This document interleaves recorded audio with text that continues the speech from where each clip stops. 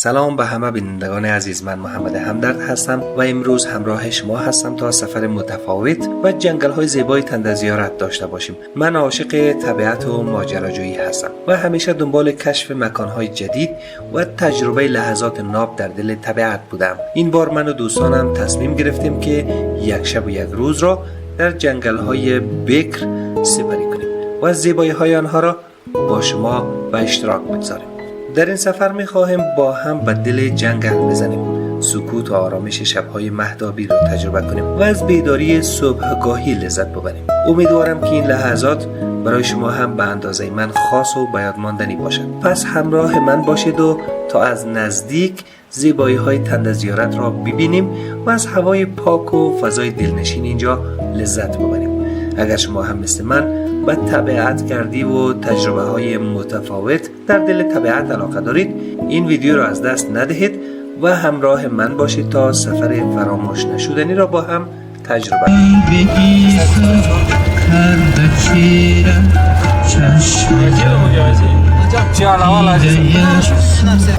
آوازه چطوره؟ واقعا فوق العاده است. خب یخیش هم قدر خوب شیخه. دفعه پیش چنگ داشتیم، دفعه چنگ منگ نداره دیگه، بسیار هوا عالیه دیگه جای دوستا برادرها خالی دیگه، بالخصوص آتش زکی. ما وقت شب به جنگل های تنده زیارت رسیدیم، جایی که تاریکی شب به واسطه نور ملایم و رویایی مهتاب جلوه خاص به خود گرفته بود. ماه در اوج آسمان می درخشید و نور خود را بر شاخه های درختان و مسیرهای جنگل می پاشید. قدم گذاشتن در این فضای اسرارآمیز و مهتابی حسی از سکوت و آرامش بی پایان را به همراه داشت.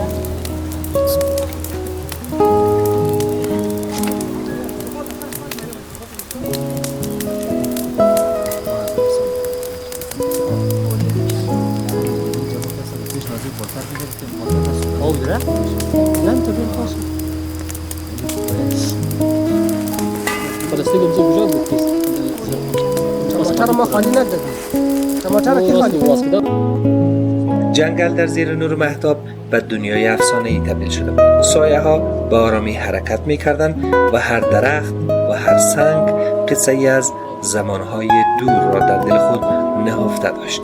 صدای جیرجیرک ها و خشخش برگ های خشک در زیر پا تنها صدایی بودند که در این سکوت مهتابی شنیده می شد. آتش کوچکی برپا کردیم و شعله های آن با نور مهتاب در هم آمیخته بود و طوری که گرمای دلپذیر و نور نرم و ملایم را در اطرافمان پراکنده می کرد. نشستن در زیر آسمان مهتابی و تماشای ماه که همچون نگین درخشان بر فراز جنگل ایستاده بود تجربه وصف ناپذیر بود. ماه با نور آرامش بخش بر جنگل تابیده و آن را به منظره دلپذیر و جادویی تبدیل کرد.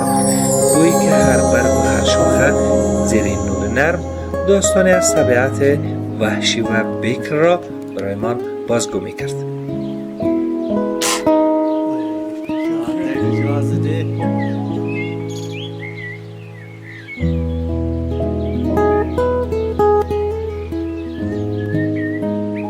صبحگاهان وقتی اولین نور روز از پس کوه‌ها نمایان شد، جنگل به تدریج از خواب شبانه بیدار شد و مه نرم و لطیفی که بر فراز درختان نشسته بود آرام آرام در مقابل نور خورشید عقب نشینی کرد. پرندگان با آوازهای شادشان به استقبال صبح رفتند و فضای جنگل را با نوای دلانگیز خود پر کردند.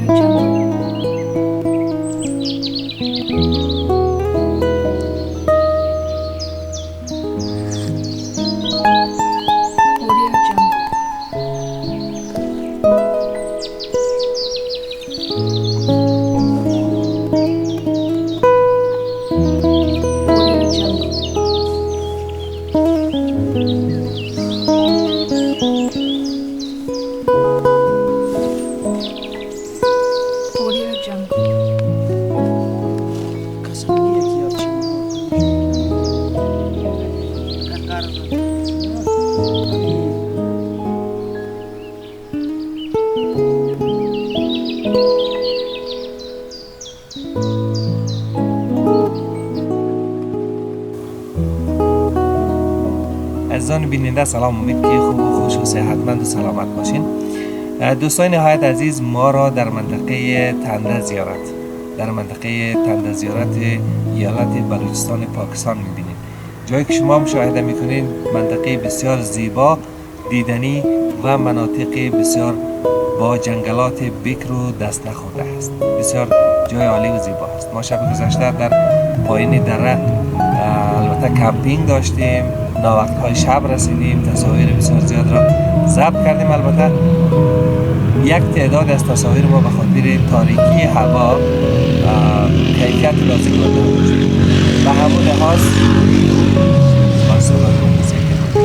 به همون لحاظ ما امروز قرار است این مناطق را بگردیم و تصاویر زیبا، جذاب، جالب از این مناطق دیدنی و زیبا برای شما تهیه کنیم. دیگه امید است که تا اخیر این ویدیو را بیننده باشین و ما را در شبکه‌های اجتماعی نیز فالو کنید.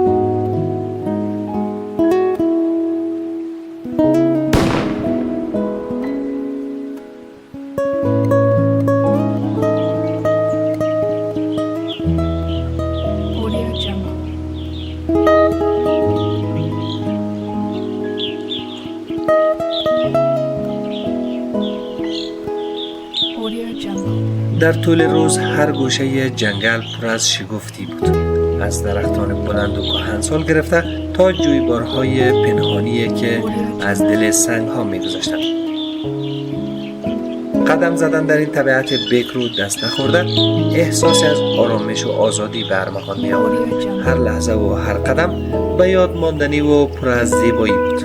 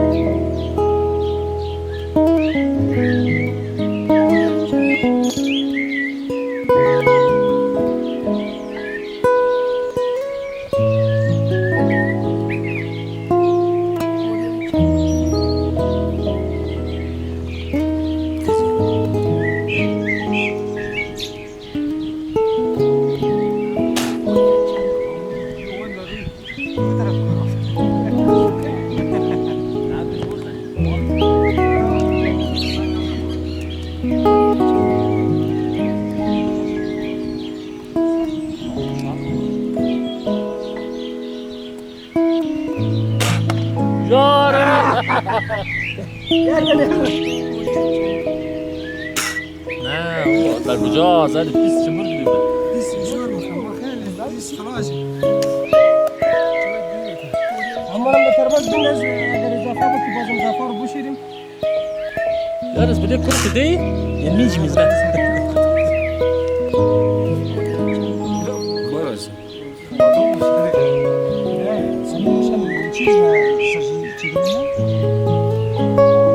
این سرخ نیه ساوز ده سرخ برابر کو سرخ فیکس ده بله سرون از نشانه میاد و دیگه مخره دست زوا